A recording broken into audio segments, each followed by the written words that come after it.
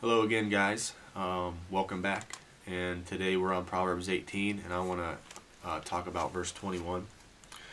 Death and life are in the power of the tongue, and they that love it shall eat the fruit thereof.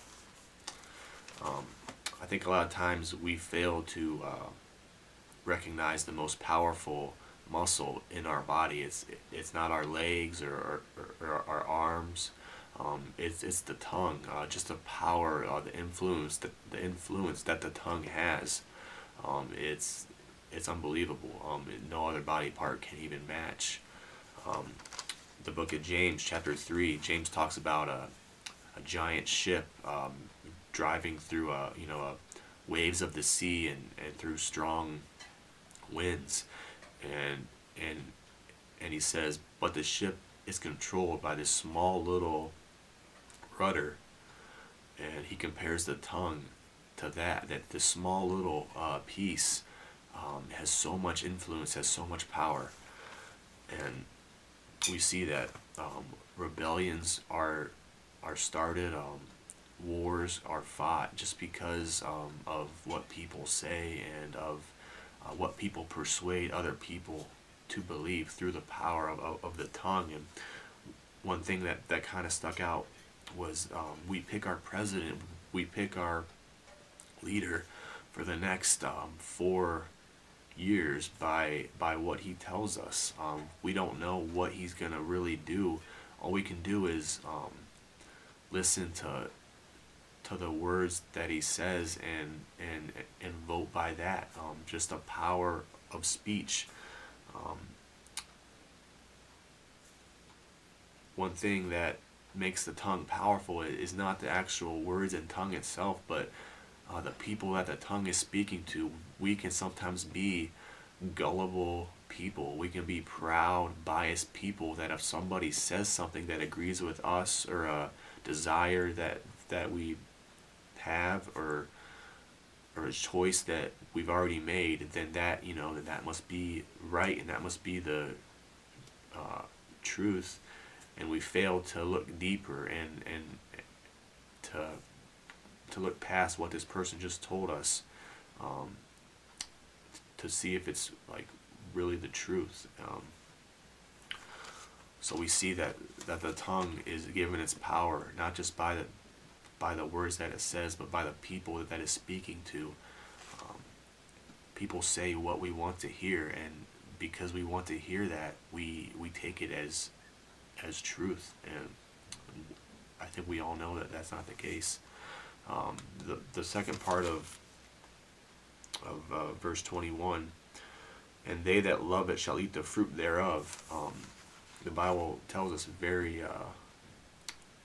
clearly and many times that God is a just God. God is a sovereign God, and if you speak evil things, you will pay for it.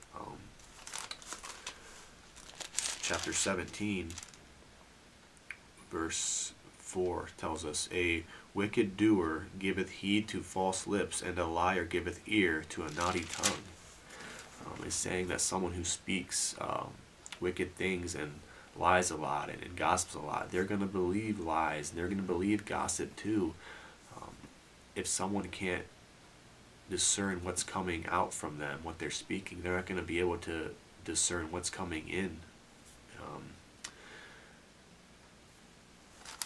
Also, chapter 17, verse 20. He that hath a froward heart findeth no good. He that hath a perverse tongue falleth into mischief. Basically, what comes out of us is determined by our heart, and if we have good in our heart or if we have evil in our heart, if we're selfish or if we're caring. Now I want to go to the New Testament, Matthew chapter 12, verses 33 through 37. Either make the tree good and his fruit good, or else make the tree corrupt and his fruit corrupt, for the tree is known by his fruit. O generation of vipers, how can ye, being evil, speak good things? For out of the abundance of the heart the mouth speaketh.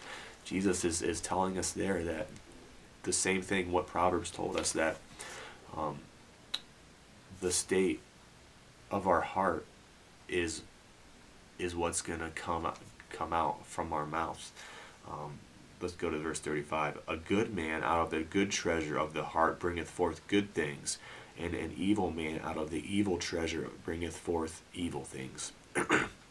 But I say unto you that every idle word that man shall speak, they shall give account thereof in the day of judgment. For by excuse me. For by thy words thou shalt be justified, and by thy words thou shalt be condemned. Telling us once again, whatever type of person that we are, that those are the type of words that we're going to speak. And Christ is telling us that we're going to be judged by every word that we say. So I just want to ask you guys, the power of the tongue that God has given you. What are you doing with it? Are you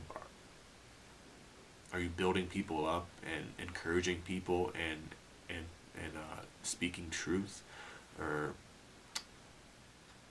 are we speaking harsh things and wicked things and seeking selfish motives through our tongue?